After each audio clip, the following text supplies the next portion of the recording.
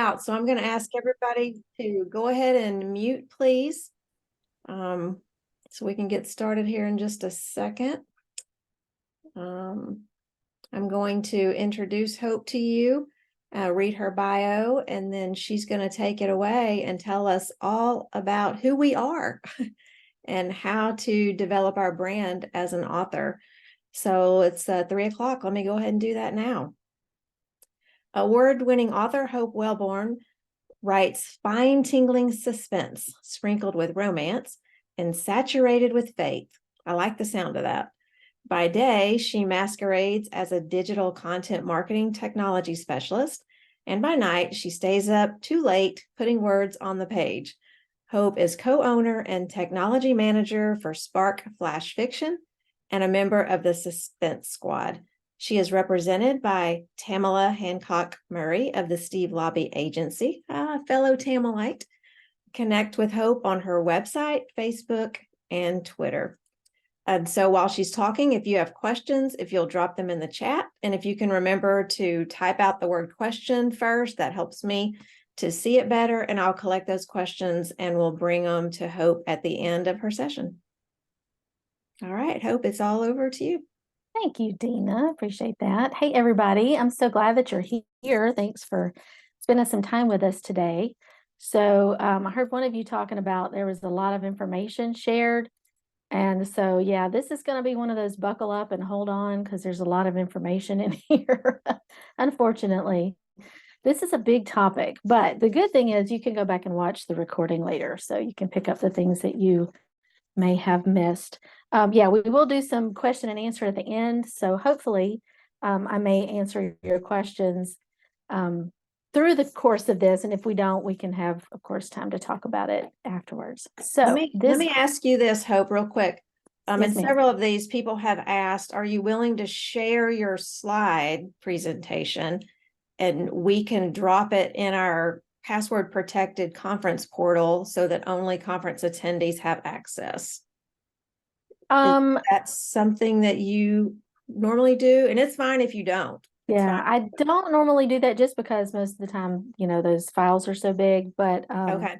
No of course problem. you do have the recording, so you can go back and, you know, rewatch this again. I just but wanted to ask. I'd say this, let me say this, if there's something specific that you need clarification on or you missed, you know, I have my email at the end and you can just shoot me an email and hopefully I can either just send you that particular slide or, you know, answer the question for you. How about that? Sounds good. Thank you. Okay, perfect. All right. Well, let's jump into who are you?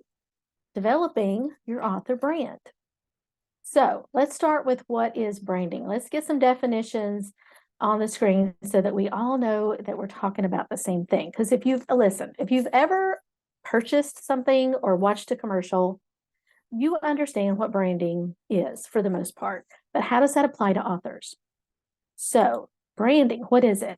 This first definition is from the American Market Association, and it says a brand is any distinctive feature like a name, term, design, or symbol that identifies goods or services. So we're identifying a product, a thing, through the use of a name, a term, a design, or a symbol. This next definition is from entrepreneur.com. And it says branding is the marketing practice of creating a name, symbol, or design that identifies and differentiates a product from other products. So kind of that same idea of that name, symbol, or design, but specifically, and identifying, but specifically, I like this one because it talks about differentiating one product from another product. And that's super important for us as authors in a very crowded marketplace. And then this definition from Wall Street Mojo says that branding is the process of creating strong awareness of a product or service in the market through the use of a logo, design, symbol, or slogan. It helps in effective communication and creates a substantial and positive impact on the customer's mind.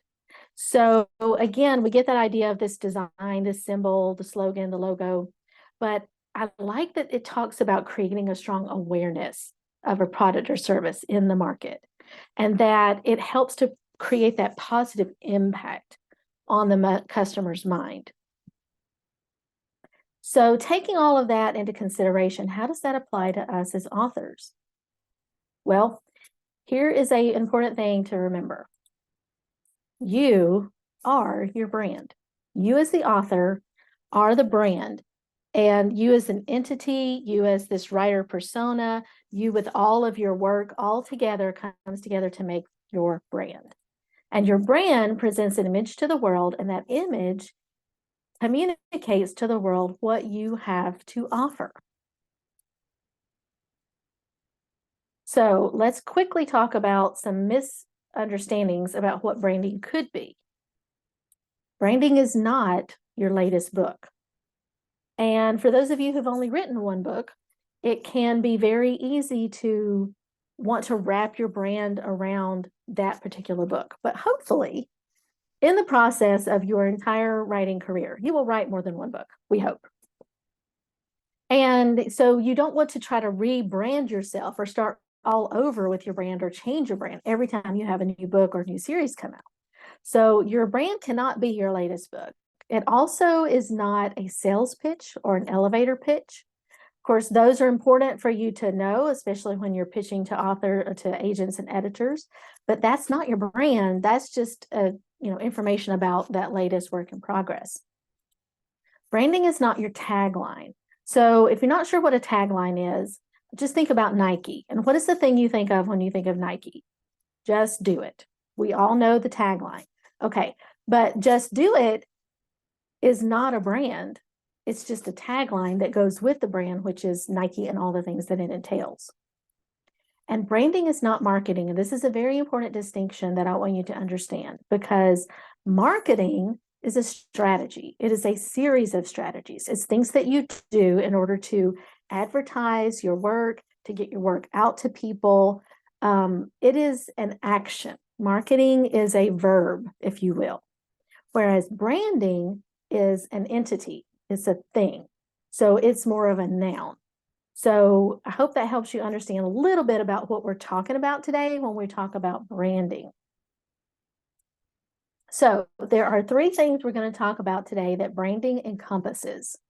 And the first is identity, then expectations, and then trust. So we're going to unpack those a little bit here. So brand identity is the first thing that we're going to delve into. And what is that? Well, that's who you are. And it starts with your genre. Now, a lot of you are going to say, people ask you that a lot. What genre do you write? What do you write? And some of you are going to have a very simple, straightforward answer. I write romantic suspense. Some of you are going to say, I write historical romance. I write speculative fiction. And that's great. But what if your genre is more complicated than that? Some of you may say, well, I write women's fiction with a romantic element, or I write YA with a speculative supernatural element, and that's fine. And some of you also write in more than one genre, and that's also fine. But you need to be able to clearly and concisely communicate that, not only to yourself, so you know what you're writing, but to your readers, so they very easily understand who you are and what you're about. The next thing that we talk about is what makes you unique within your genre. And sometimes that's really hard to figure out. So as I said, I write romantic suspense, and just full disclosure, a lot of my examples are going to be in the romantic suspense genre, just because that's, my genre, and that's what I'm most familiar with, and that's where most of my friends write. But when I write, when I say I write romantic suspense, if I said, well, my brand is that I write fast-paced stories with a lot of danger and thrills and twists and turns, well, big whoop. So does everybody else who writes in romantic suspense. Okay, that is not what makes me unique. That's what makes me fit into the genre in which I write. So what makes you unique within that genre? And sometimes it can be things like a setting or a location. So I have a friend who writes romantic suspense, and she lives in Canada, Darlene Turner. And Darlene sets all of her stories in Canada. Well, that's unique because she's the only person I know who writes like that. And there are probably others. It's just, she's the only person I know personally. So that makes her stand out. It makes her work stand out to me. I think about like Diane Mills. She lives in Texas. A lot of her stories are set there. Lynette Eason and Lynn Blackburn, they both live very close to each other in South Carolina, and a lot of their stories are set in that Columbus, south of Columbia, South Carolina area. And mine, I write my stories all based in the Northeast Georgia mountain area, the lower Appalachian mountain area. And so that's, something that kind of makes my story different from, say Darlene's or Diane or somebody. Sometimes something like a time period can make you unique. So if you write, Victorian era or Elizabethan, Regency, or if you write in the future, so you write like futuristic or what we call dystopian and something like that. Even, okay, going back to the setting location, if your, stories are all set on a different planet, that also makes you unique. And then think about your characters and their occupations. So I think about Lynn Blackburn. I mentioned her. Her first series was about a team of dive investigators. So they would investigate things that had to do with water. Okay. So that was unique. I don't know anyone else who's written a story about a dive team investigations. Her second series was about the Secret Service. So that also was different from other romantic suspense stories that I had read. So again, those kind of things help to shape your brand because it makes you stand out. Another thing to think about are things like qualifications, experiences, or interests. So in nonfiction, it's really important that you have qualifications. If you're writing a book about parenting, then one would expect that you are either a parent who has raised a lot of children, or that you have a degree in early childhood psychology or education, or something that qualifies you to write on that subject. With fiction, that's not necessarily a thing because, I write about law enforcement officers. I am not a law enforcement officer. So it's not that I have to be qualified. That's why we research, and that's why we go to, citizens police academies and writers police academies and those kind of things. But if you do happen to have a qualification, so I think of Janice Cantori. She is a retired law enforcement officer who writes romantic suspense. So her experiences, her qualifications, are brought into what she writes. They inform her characters and her stories. Same thing for Rachel Dillon, who is an attorney by day. And so her day job, she brings a lot of that courtroom drama and a lot of that legal information into her stories. So you may have a qualification, but even if you don't, you can draw on things like your experiences or your interests. Say that you really love knitting, okay, and you write cozy mysteries about someone who knits and also solves crime.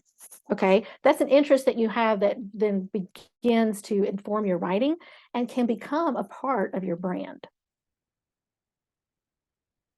And one last thing to talk about here before we move on is recurring themes or messages.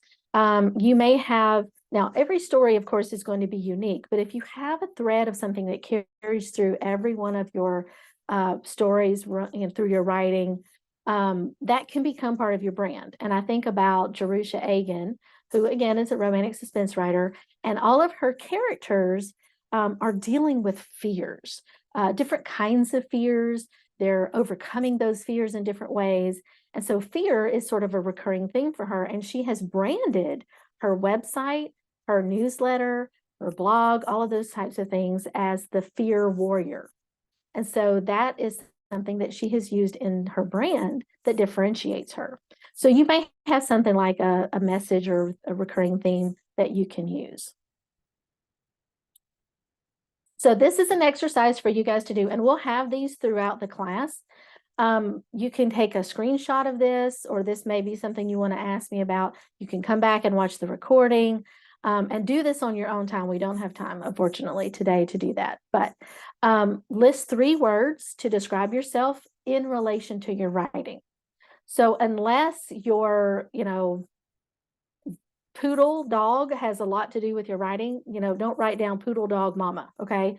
You want to think about what does someone think of when they think of you and your writing? You can draw on, again, those things we talked about of what makes you unique within your genre, or are there themes and messages that appear in each of your stories? And we're going to, you're going to use those things to kind of help build your brand. Okay, so the second part of what we're talking about today is brand expectations. So what are brand expectations? Well, a brand expectation is that's a promise that you make to the reader. And it's really important that you know what you're promising. A good brand will make and keep that promise and set reader expectations. That's what the brand is going to do. So here's some things of why it's important to have a brand and a very clear, understandable brand. Good branding will help establish emotional connections before a reader picks up your book. Now, this applies to those who are unpublished, or as I like to say, pre-published, instead of just the published authors. Okay, it's just as important for you before you release a book. Why is that? Well, as you are talking about your book and your writing online, as you're posting about it on social media, as you're writing about it in your newsletter, as you are doing all of those things, you are starting to set an expectation, and you're creating this emotional connection with people. You're bringing them on your journey, so that by the time you actually have a book ready to release, then they're going to have an idea. They're going to have an expectation of what they can get from your book, what your book is going to give them. And that helps you attract the right readers, which is extremely important, because it makes it easier for readers to take a chance on you if you are a new author or a new to them author. Okay, you may have 10 books out there and someone just discovers you for the first time. Well, unless your branding really helps them understand who you are as a writer and what your writing is and about, they're going to be a little bit hesitant to start on one of your books, unless the book, of course, just grabs them. But that branding helps to attract those readers and attract people who are going to be excited about what you write. That helps to cultivate name recognition. So when I say the words James Patterson, does that immediately draw up an expectation of what you're going to get out of a book with his name on it? Okay, that's branding. Okay, as opposed to, say, if I say the words Nicholas Sparks, okay, very different types of books, very different authors, with a very different fan base, okay, because people who read one book may not necessarily be the kind of person who would read the other, all right, but they have a very large fan base, and they have that name recognition because they have done their job with their branding, so that we understand and we know what we can expect from one of their books. So here's your exercise for this section. I want you to write down what promise or promises that you make to your readers. Are you promising them something? What is it? And then, does that promise, are you reinforcing that brand identity with those promises that you make to the reader? Go back to the first thing we talked about of who you are and what you write and what makes you unique. Does that promise that you make to your reader reinforce that? And does it set that expectation that you can and will fulfill? Because the worst thing you can do is make a promise to somebody that you don't follow through. Okay, you set an expectation for a reader that you don't deliver in the book. They are not going to have a good experience with that. So, and they're not going to read anything else. So you want to make sure you're fulfilling those promises. And I'm going to take a little sip of water here real quick.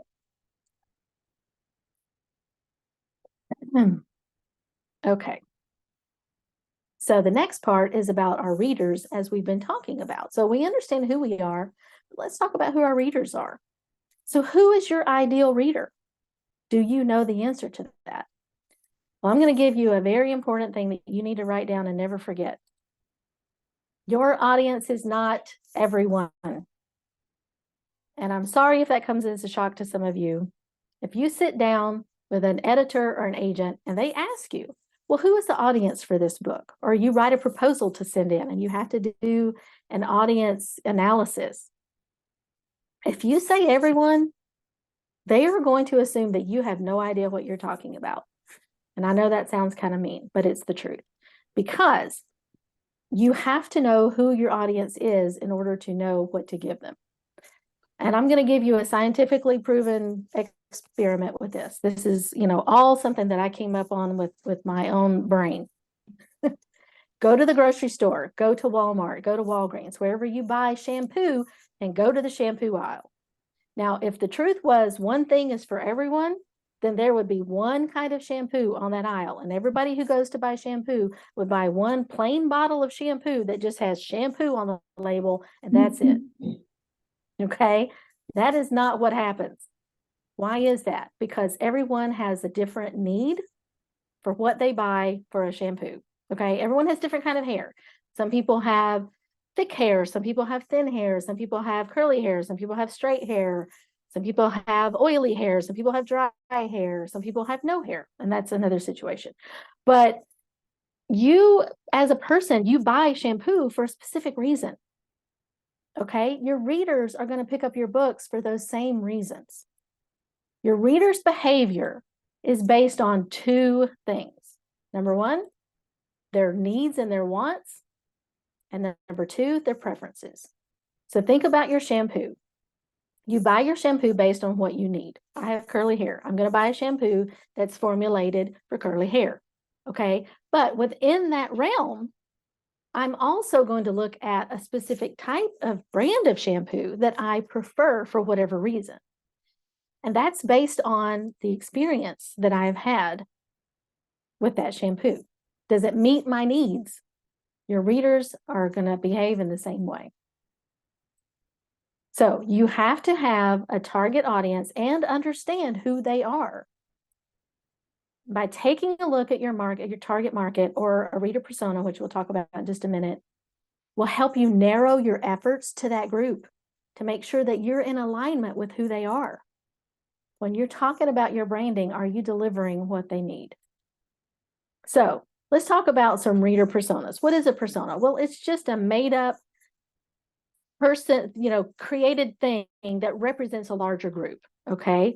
So I want you to really think about that. All right. Is your ideal reader Sally suspense reader? Or is it Rosie the romance reader? Is it Martha mystery reader or Franny the fantasy reader? Okay. I'm totally made up these little names. Okay. But we are writers. We create characters. That's what we do. We create people out of, all the things that we've experienced in life. So this is your exercise. I want you to create your ideal reader, create a persona for them, give them a name, find a picture, give them, just like you're doing with your characters when you write stories, give them a background, give them a family, give them a history, give them a job, let them have hobbies and interests, give them a pet. What kind of car do they drive? Where do they live? What kind of home do they live in? Do they live in the city? Do they live in the rural area? Who is your ideal reader? And every time you create a piece of content, where you're writing a novel or a short story or a blog post or a newsletter or a social media post, think of it as if you're talking to Sally, the suspense reader, and you're going to be able to, conform that content to what that person is going to be looking for. So write down, create your persona, and then write down what they need or want or expect from your genre. And then decide on how you deliver on those expectations. I know these are a lot of hard soul-searching questions, but that's how we get down to the core of who we are. All right, that brings us to the third point of what brand encompasses, and that's brand trust. So with brand trust, what we're talking about here is consistency. Consistency builds trust. And we're looking at things like consistent actions and consistent results. Well, what does that mean?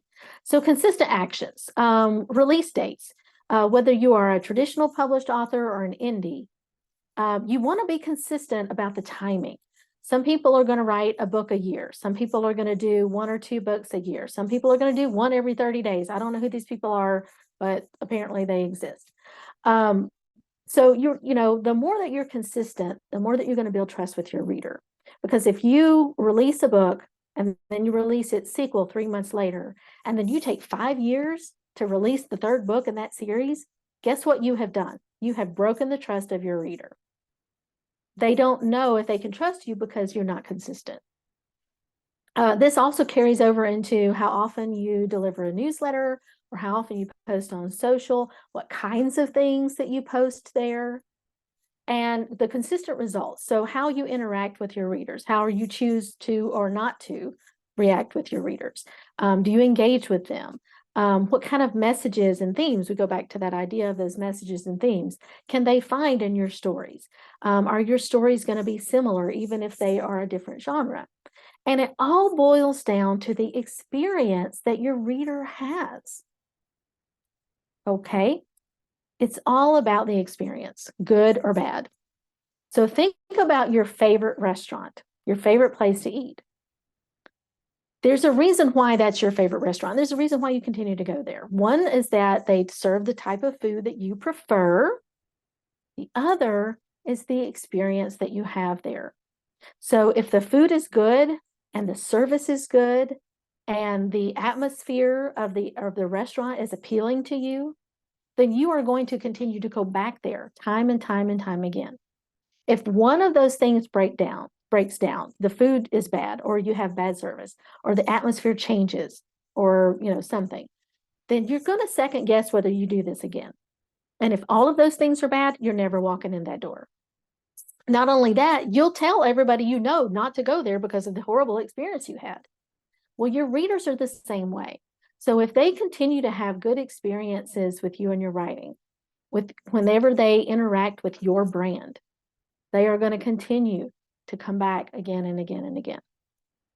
And that's what we mean by trust. They trust you. You know what kind of book you're going to get when you pick up a book that has James Patterson's name on it. And we need to become that same kind of writer. So this is your exercise here. Is what kind of experience do I give my readers? And what am I doing to be consistent in actions and results? So if you find areas that you have problems with consistency, and here's the thing too, you're not going to keep up something that you hate. So make sure as you're starting to build your brand that the things that you endeavor to do are going to be something that you can keep up and that you enjoy keeping up. Okay, so this is a lot of stuff. I told you it was a lot of stuff to buckle up. There's a lot of stuff coming at you all at one time. So how do you pull this together?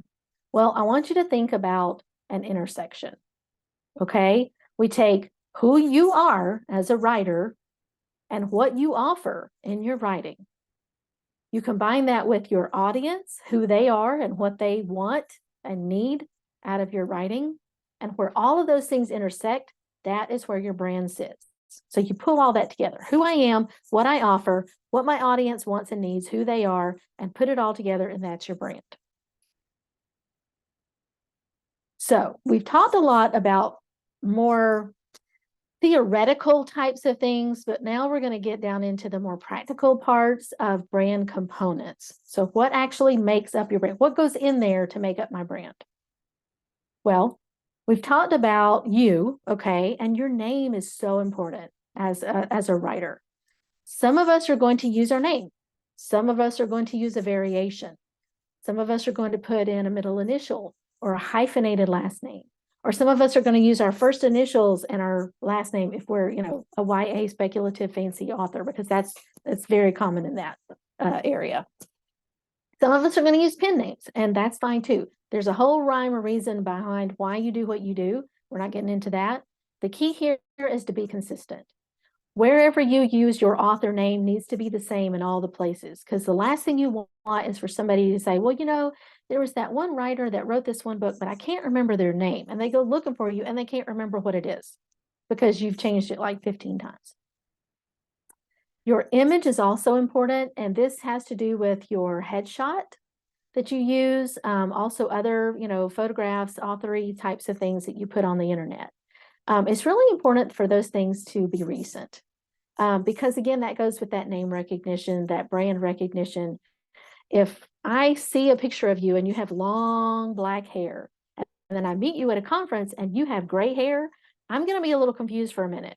Okay. If your picture shows that you have long, wavy blonde hair, and then I meet you and your hair is cut in a cute little pixie, I'm going to need a minute because that doesn't connect with what I've seen. So my trust is broken for a moment. So it's just important that your image is recent and it looks like you. It looks like who you are.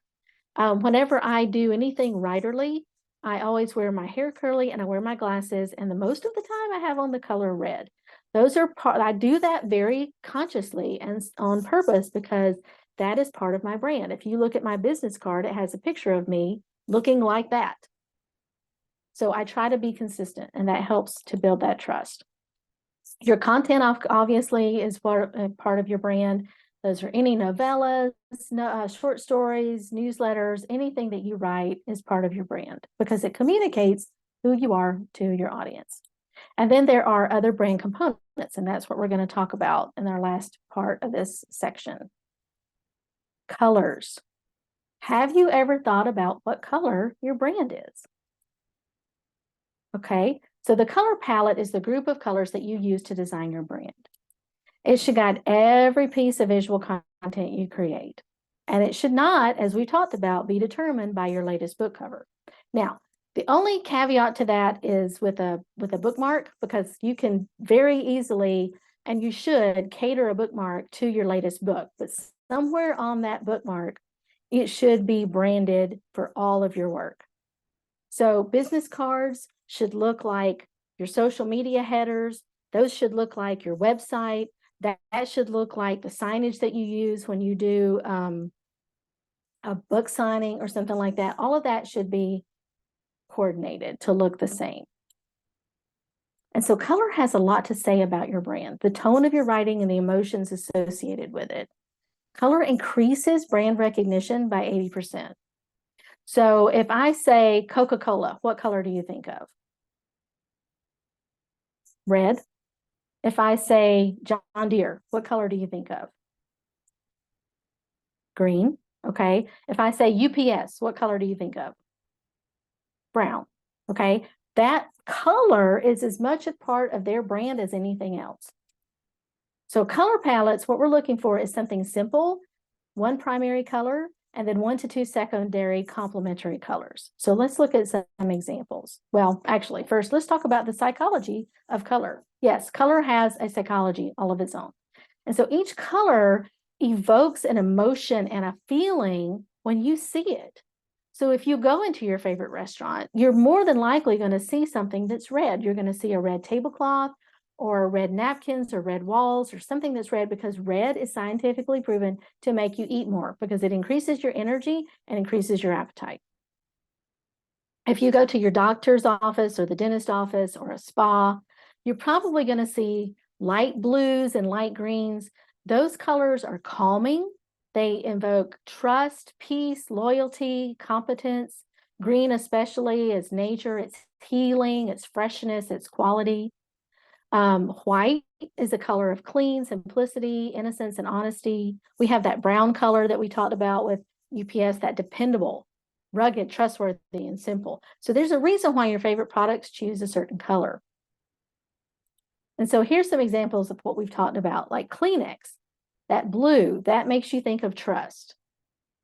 Beauty, the Dove Beauty Bar, you think of white, you think of clean, okay? Home Depot has that orange. That's orange color is a confident color. It's a trustworthy and dependable color. And then brown, of course, we talked about with UPS is dependable. So your colors can say a lot about your tone of your writing. So if you write romance, you're going to want to use colors that are romantic. If you write suspense, you're going to want to use colors that are suspenseful. So your exercise for this is to visit your favorite authors' websites and observe how color sets the tone for their writing. And then think of 1 to 3 colors that represent your work. Choose one primary color and 1 to 2 complementary colors for your brand. Now, the next thing is typography. Well, what is that? Well, that's your fonts. Have you given a lot of thought to your fonts? Hope we have about 15 minutes left. Okay, I can get through that. Your fonts have a lot to do with the tone of your writing. So you want to make sure that you're picking something that works with your genre. Fonts are powerful, so you don't want to overdo it. If you have a whole bunch of fonts on a logo or a website, it's going to look amateur and it's going to be confusing. So pick one solitary font to lead your brand design, and then you can have a complementary one and make sure that it works. You want to be careful with fancy fonts. So this is an example of why fancy fonts need to be avoided. The first one and the second one have the exact same words, but the second one takes twice as long to read as the first one. Okay, so you can also mix fonts, and here's just a quick example of some fonts that you can mix and match with what we call a serif and a sans serif. So Alpha is a serif, it has the little extra pieces on it. Oswald is a sans meaning without. I'm not going to spend a lot of time on that, but here's a cute example of name that genre. So if you see this book cover, we have a fancy scrolly font. We have a blue, purpley, pink kind of background. I want you to call out what genre you think this book is. Anyone? Romance? Okay, that would be my first thought. Or maybe women's fiction. Okay, what about this book cover? Guess what? Same exact picture. It's just that the title and the author name are different fonts and the colors are different. These are more blues. It's a bit of a darker color. It's got orange. What color do you think? I mean, what genre do you think that would be? It's more suspenseful. Yeah, or maybe even speculative. Okay, but see what the difference the font makes in your and the color makes in your image of that book. Your brand has the same effect. So this is your exercise. Pick up 3 or 4 of your favorite authors' books and notice what types of fonts are used on their covers, and then do the same with their websites. And then pick fonts that are indicative of your genre and experiment with them for your brand. Okay, images and graphics. So what are we talking about here? Images. The human brain processes images about 60,000 times faster than it processes words. Images and graphics can extend your visual language by supporting your brand. Images evoke emotion. So again, think about what experience are you providing for your readers, and are those images lending to that experience? If you're published, you can easily tie these in with your books, especially when you have new releases, but it's very important that your brand, again, isn't tied to that one book. It should work with all of your books. And these are just some very quick examples of some websites that have different colors, different fonts, different tones, and very different feels. Okay, so your exercise is to find 3 or 4 license-free images that represent your brand, and what feelings or emotions do they create, and do they meet that reader experience? Okay, very quickly, logos and taglines. You don't necessarily need one. You can, and they can enhance and communicate better what your brand is, but not having one is better than having a bad one. So I actually had to go look for some taglines to find. A lot of authors don't have them. So I think of Brandolyn Collins. She has that seatbelt suspense, which is actually trademarked. Lynn Blackburn, Where Fear and Faith Collide. I like Mary Keneally's romantic comedy with cowboys. And I threw mine in here just so you can see. Mine is Small Towns, Big Suspense. So a tagline can do a lot to enhance. So your exercise for this is just to brainstorm taglines. You want to keep it short and snappy. If you have an idea for a logo, brainstorm how you can incorporate that into your brand design. Okay, so where do you use your brand? It's going to be, of course, your website design. That is your home base. But you also want to carry that over into printed goods, like we talked about with business cards or postcards or signage for book signings, anything like that. And then always in your online presence for your social media headers, for your posts. Some people even do like their social media posts for certain types of things are going to be even kind of branded to have a certain look. Okay, really quickly, managing multiple brands. What if you write more than one genre? So you want to find a way to connect your genres to one central brand and find something in common between the two. So it could be settings, characters, or themes. But again, you just don't want to confuse your reader. They need to know what to expect if they see your name on a book. So you can use other design elements to pull all of that together. And this is how you contact me. My website is hopewellborn.com. My email is hrwellborn@gmail.com. And notice that's Wellborn with 1 L. Facebook, Instagram, that's usually where you can find me. And then, of course, your basic places, Spark Flash Fiction, if you're interested in that, and the Suspense Squad. So now I'm going to stop talking and hopefully have some time to answer your questions. Well, that was so good, Hope. So I know it was a lot of information, and you wouldn't believe what I cut out of it. Aw. Well, we're sorry you had to cut it. We want to hear it. Oh, that's okay. There's a lot to talk about. So I noted 4 questions in the chat. And so as I'm Okay. reading those off, if any of you have any other questions that you did not add to the chat, you can do that now. And if we have time, we have about 10 minutes left for questions. So you can add those and we'll get to them if we can. So the first one was from Hannah, and she asks, how specific does your audience have to be? Could it be both men and women, or do we need to be more specific than that? And also she says, I write in multiple genres and nonfiction devotionals. I'm kind of going with the brand identity as someone who writes stories of redemption, be they nonfiction or fiction in any genre, or do I need to be more specific than that? And if so, how specific? Okay, so for your brand as a whole, and I really like that. I really like that kind of stories with redemption or whatever it was that you said. So I think that's a good brand, and I think that can entail a lot of things. But think about your devotional are probably going to have a different audience than your fiction. Your one fiction genre is going to have a different audience than another fiction genre. So what you're going to want to do is, yes, you can have a more of an all-encompassing audience for your work. But when you start to publish something, when you want to talk to an agent or an editor about something, you're going to need to be more specific for them specifically.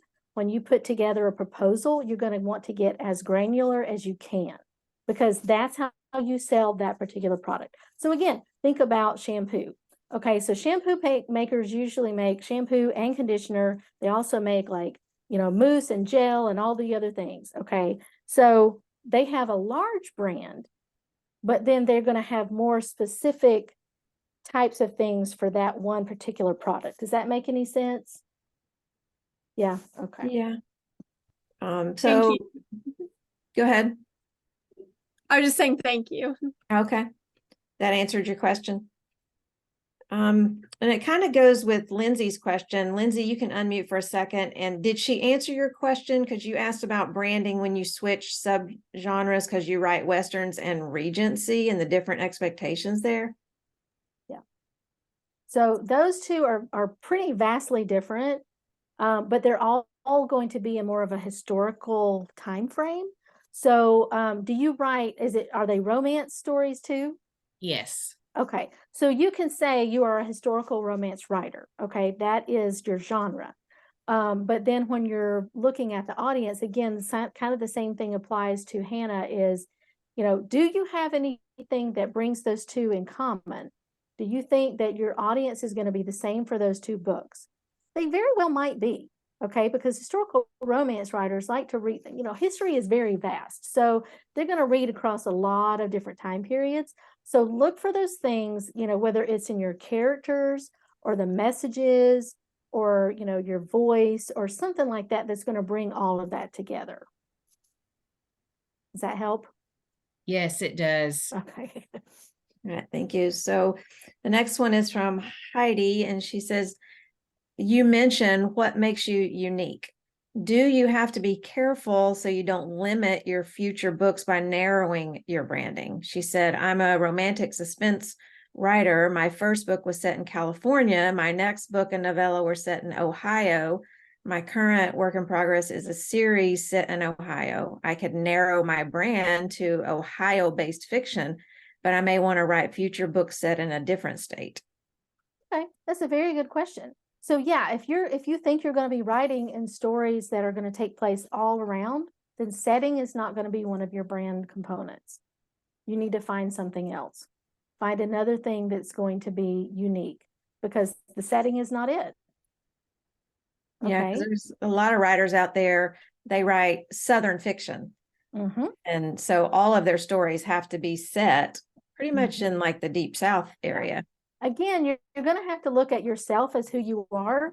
And yes, your brand can evolve. I mean, look at other brands. Look at, Coca-Cola has changed. Does anybody remember New Coke? Aging Mhm. myself. But so your brand can change and evolve, but you want to look at something at the core of you that's not going to change. Okay. Sydney asks, how are you communicating your promise? You talked early on about we are making promises to our readers and followers. How do you communicate that to them? Oh, that's a great question. I don't know that you're actually going to come out and state that always. It's more going to be something that on the back end of that. But it can be subtle. Like when Dina was introduced to me, and you saw that the first line in my bio says that I write spine-tingling suspense sprinkled with romance and saturated with faith. Well, does that let you know that the romance is a little lighter than some of the other elements? Okay, so that's a very easy way for me to communicate to you, what you can expect from one of my books. So they're romantic, but they're not like extremely heavily romantic. So something like that, as easy as like a little line like that. And then the more that you produce content, the more that people are going to assume and infer those kinds of messages. So that may just be more something that's for you rather than just stated outright. Mm-hmm. Okay. Anne is asking, she says, my middle grade fiction is a mashup of mystery, supernatural, and fantasy. Do I need to choose one of these genres for my brand, or can I infuse this fiction and my poetry into one all-encompassing brand? Okay, what were the three again? Mystery, supernatural, and fantasy. Okay, is that all in one book? And Yes. Okay, so I would say with that one, the mystery part to me is a little less important than the supernatural and the other one, the fantasy, because that's going to put you squarely into the fantasy speculative, speculative mysteries. To me, the mystery part is a little less important. So, because a person who likes to read mysteries, especially cozy mysteries, is probably not going to be your audience. But someone who likes speculative and fantasy fiction, they're going to be your audience, whether you have a mystery included or not. So that is going to be, that to me, that's going to be more your genre. And then within that, you can't, if the mystery is such, is that going to be something you carry through all of your writing, then, the fantasy mystery, the speculative mystery can become more of your subgenre and more of your brand. As far as poetry goes, I am very ignorant about poetry, and especially about marketing poetry. So I'm just going to have to say you're kind of on your own there, because I don't know, unless your poetry ties into that specifically and you think your audience would be the same. Otherwise, I would just leave it as that's something else you do, or try to develop a different kind of brand for that. okay. I don't see any other questions. We have about 2 minutes. Did anyone have a question that popped up that you didn't type in? You can unmute yourself and just ask it. And, you can also email me later, or I think I still have some appointments left too, if somebody wants to, make an appointment. Yes, too. we are going to open appointments up this evening at 6:30 when the conference is over, and you can go in and grab one more, even if you've already gotten two. How do you go to get an appointment? When you registered, that email that you got to confirm your registration had a link in there for the appointments. Oh, okay. I had a question about the two different brands as well too, as in if you're like a writer and you're something else, so like a screenwriter and an author, do you have to kind of separate those, or do you think that it'd still be good to like market it together as one brand? Well, screenwriting is a very different animal, because your consumer is a moviegoer and not a screen reader. So a reader is a book reader, and they're going to pick up that product. But as a screenwriter, you are, what eventually gets made into a movie, Mm-hmm. the writer is really not the main thing that people, people don't go to see a movie because so and so wrote it.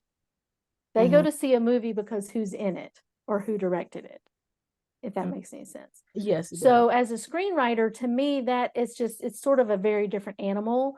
And you can say I'm a writer and a screenwriter, but your brand is going to be based around your novels. You're right, that kind of writing.